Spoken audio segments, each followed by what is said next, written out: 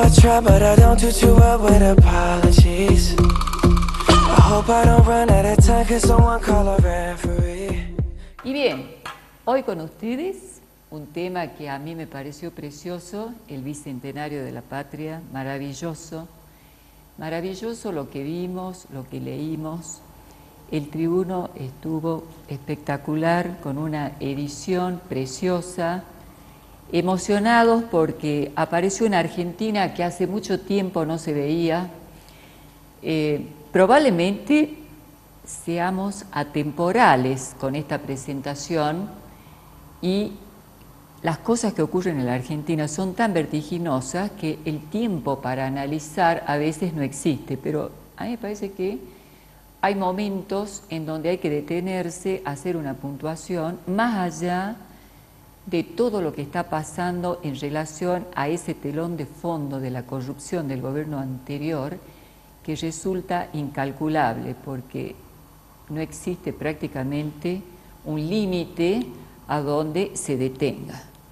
Espero que la investigación continúe, porque es lo que nos va a pacificar a todos los argentinos, pero me permito retomar el Bicentenario y algunas puntuaciones realizadas por ciertos políticos y también representantes en el Congreso de la Nación, como Federico Pinedo, que estuvo presente en Salta y en muchos lugares de la República Argentina, con un compromiso federal en donde hemos sentido siempre con este senador que no había ningún tipo de barrera ni de obstáculos y que los ciudadanos podíamos acercarnos y llevar nuestras problemáticas, y hemos recibido siempre del senador una respuesta eficiente a las dificultades.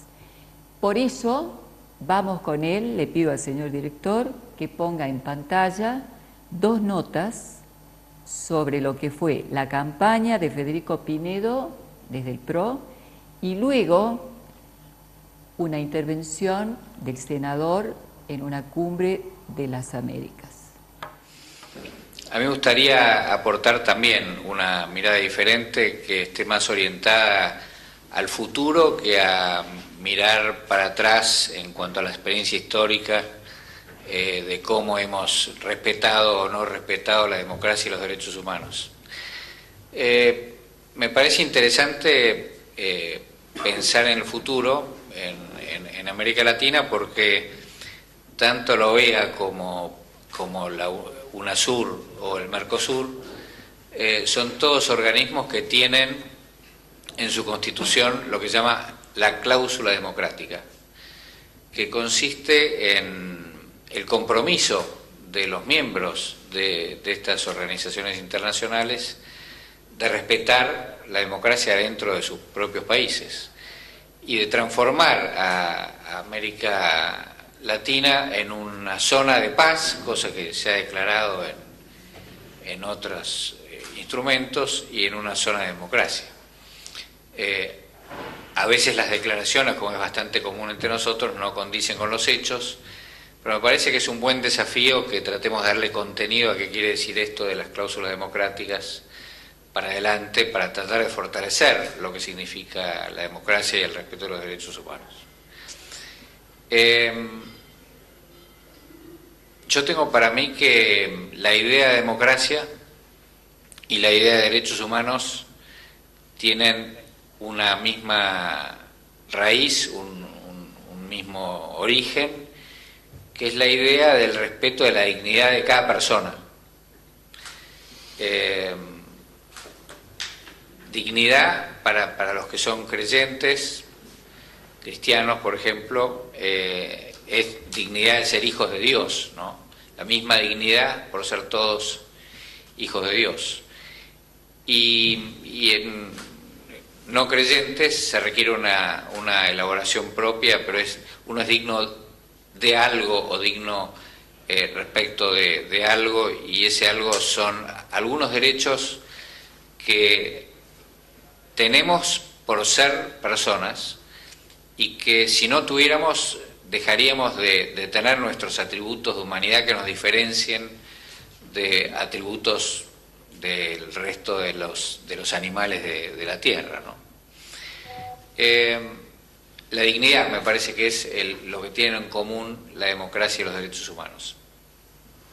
La democracia, en la concepción originaria de cuando nos independizamos, de cuando nos hicimos naciones, como decía, o estados, como decía Cisneros, en nuestra región, en nuestro país, se dio simultáneamente la convergencia de dos fenómenos: el fenómeno de la independencia como país independiente, como país con personalidad propia, y de la libertad, los movimientos libertarios europeos que salían del absolutismo. Y es bastante feliz que nuestro génesis, nuestro origen, sea la convergencia de la independencia y de la libertad, que son ideas diferentes, pero es rico que se hayan encontrado esas dos corrientes en un mismo río cuando fuimos creados como nación. En aquellos momentos la democracia era vista como el gobierno del pueblo. Los pueblos tienen derecho a gobernarse a sí mismos. Y yo creo que ahí está la base de todo, porque cuando uno dice que en democracia gobierna el pueblo, lo que está diciendo no es que gobierna un sector del pueblo, que es el soberano, que puede hacer lo que quiere un sector del pueblo, aunque sea la mayoría de la totalidad, sino que quien es soberano, quien tiene la totalidad del poder, es la totalidad del pueblo, la mayoría y las minorías. Y esto es porque una sola persona es valiosa, porque es digna y porque tiene derechos que nadie le puede quitar, porque esa persona es parte del pueblo y como parte del pueblo es dueño de una parte de la soberanía, del poder absoluto del conjunto.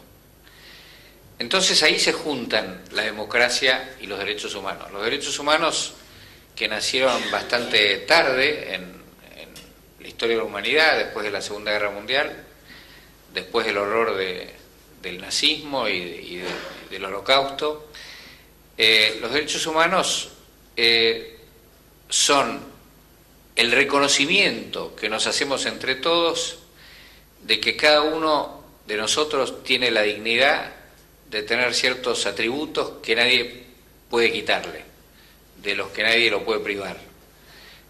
Son los atributos que mencionaba Valladares, son las libertades que mencionaba Valladares, son las libertades que están en la Constitución de los argentinos, que está claramente dividida en dos partes, una que se llama Declaraciones, Derechos y Garantías, que son un reconocimiento de los derechos de las personas, y la segunda parte, que es la parte de las instituciones, decía Lustó, es el Tratado de Paz de los Argentinos, y no son cualquier institución, son las instituciones que son necesarias para garantizar el ejercicio de las libertades, de los derechos y garantías.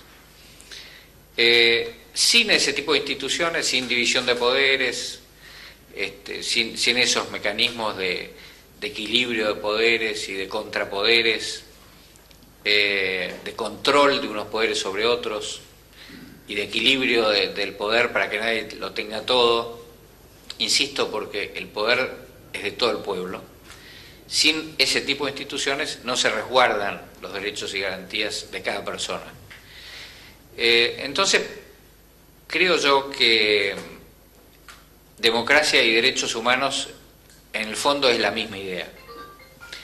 Y entonces creo también que no puede haber algo así como gente que dice defiendo los derechos humanos, pero no defiendo la democracia. O no defiendo las instituciones que son las que permiten que se resguarden los derechos humanos.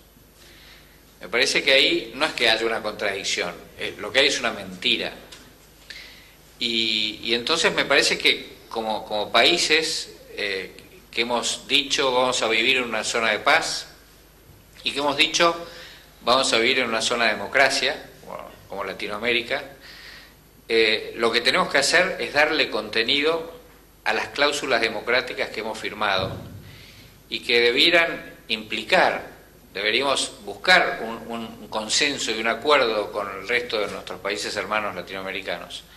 Para que eso tenga el contenido de implicar, vamos a respetar los derechos de cada persona, vamos a respetar los derechos de cada persona a ser respetados por las demás en el sistema político también, como dicen los tratados de derechos humanos que también hemos firmado y que también integran nuestra Constitución y que también son el decálogo de los derechos humanos.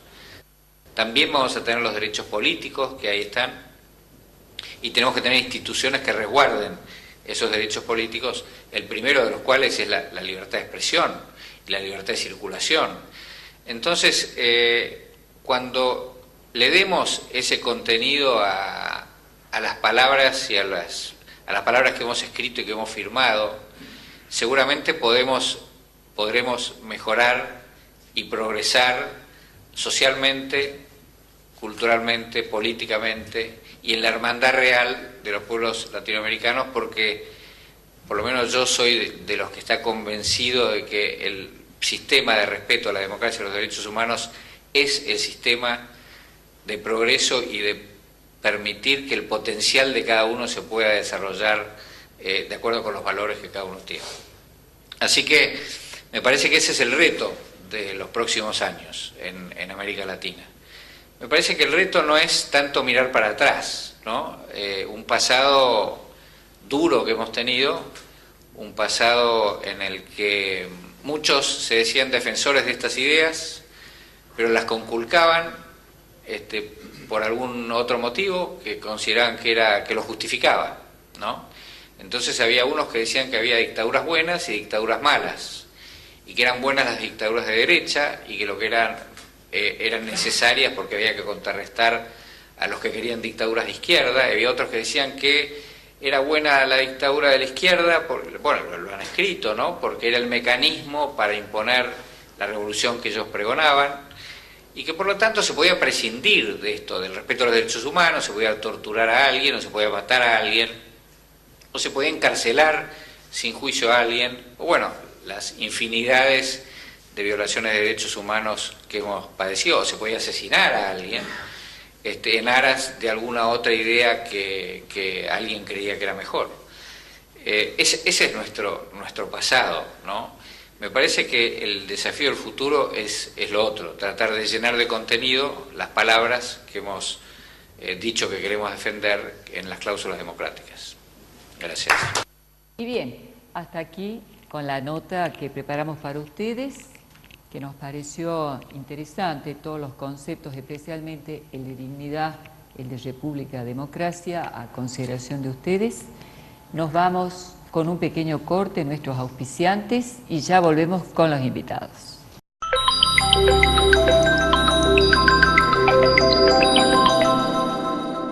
El aire es nuestro.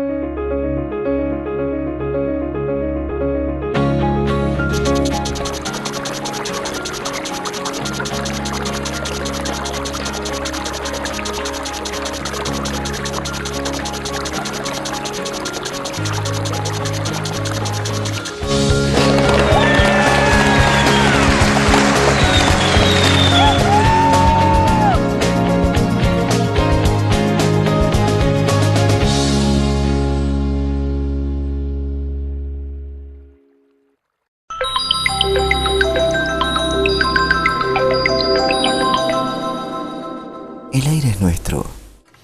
Y nuestros invitados, realmente un orgullo que puedan ser estos invitados que han participado en la edición del 9 de julio, preciosa, del diario El Tribuno, armada, entre otros, obviamente, por Francisco Sotelo y el Tano Viene.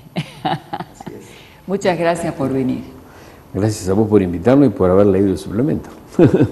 no solo el suplemento, sino siempre parece extemporánea la noticia, porque es tan vertiginoso el mundo en general, pero sobre todo lo que está pasando en Argentina. Nosotros estaremos al aire cuando no sabemos ya qué más se va a descubrir de lo que digo, también me parece nos hemos independizado, y es la corrupción del gobierno que nos precede.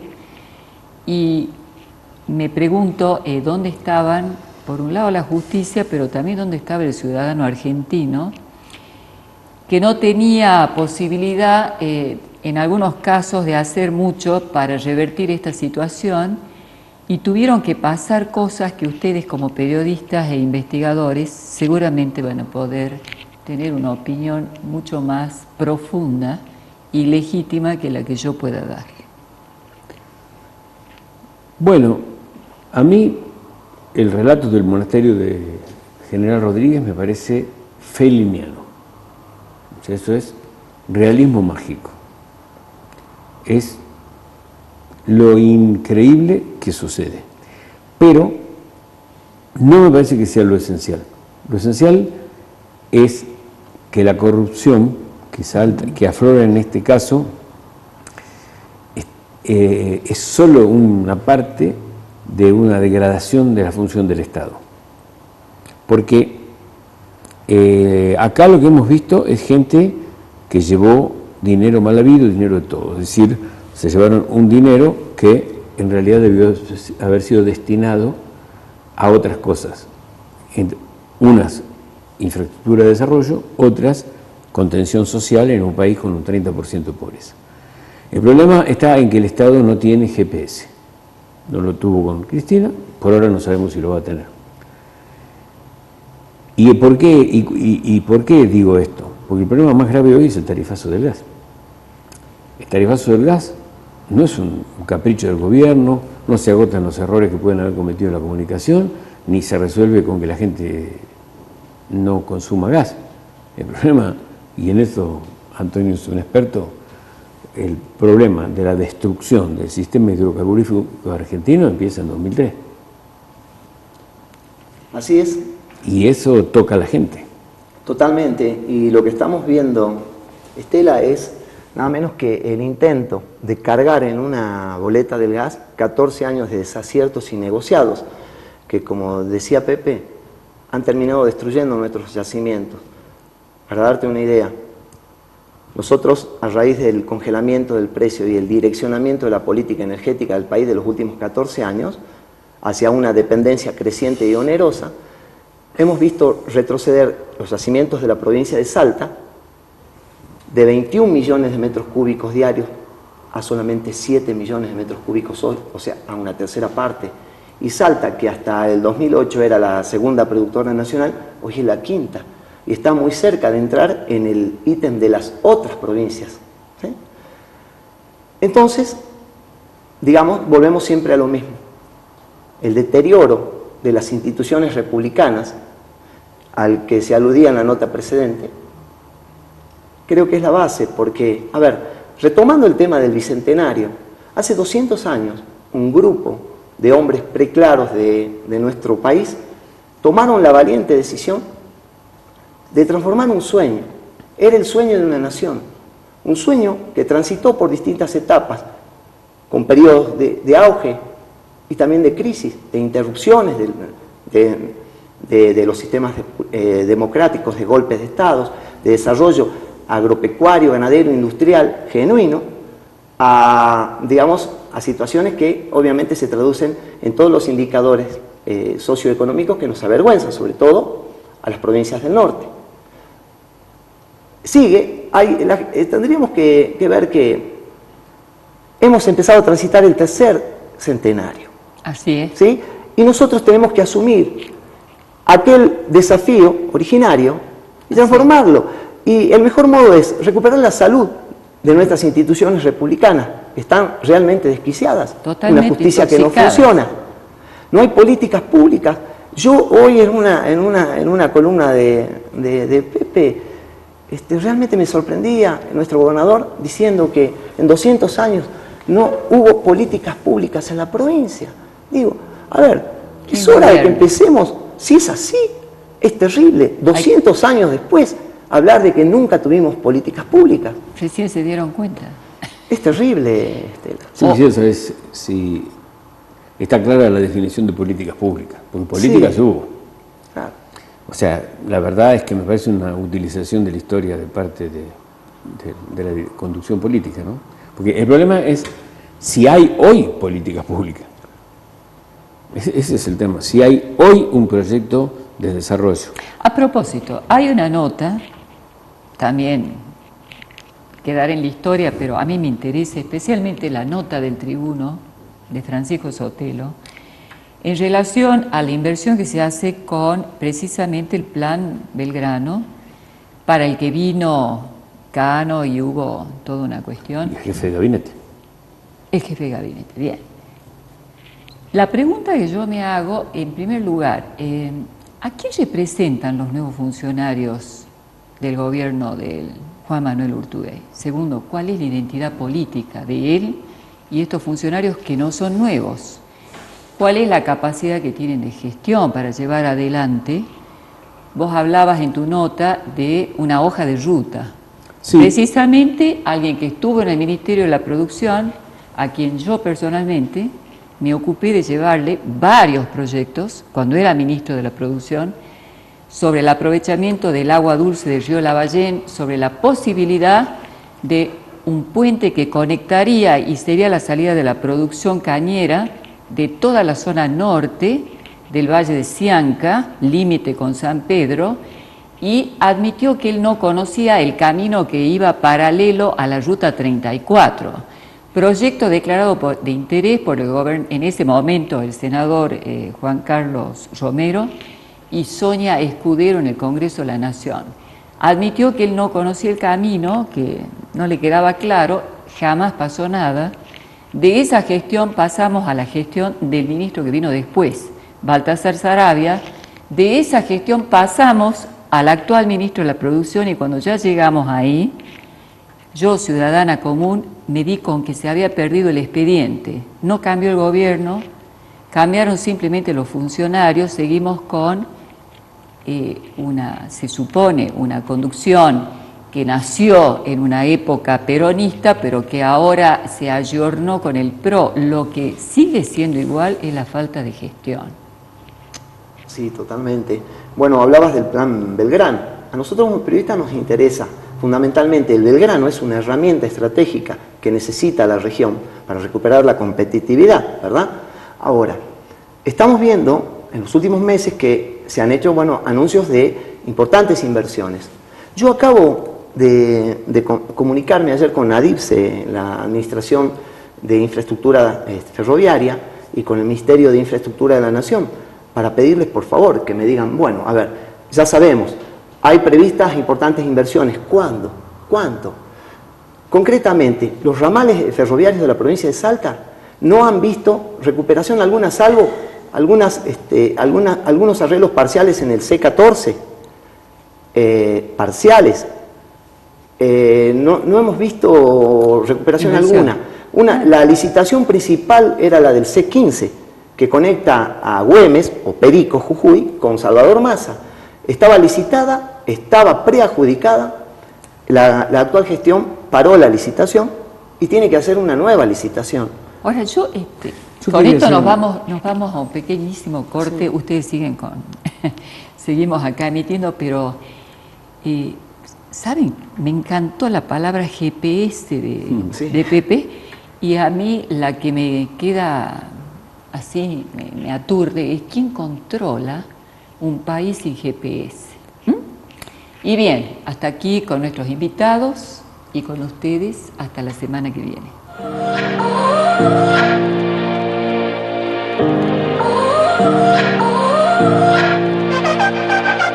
You gotta go and get angry at all of my honesty. You know I try, but I don't do too well with apologies. I hope I don't run out of time, 'cause someone call a referee.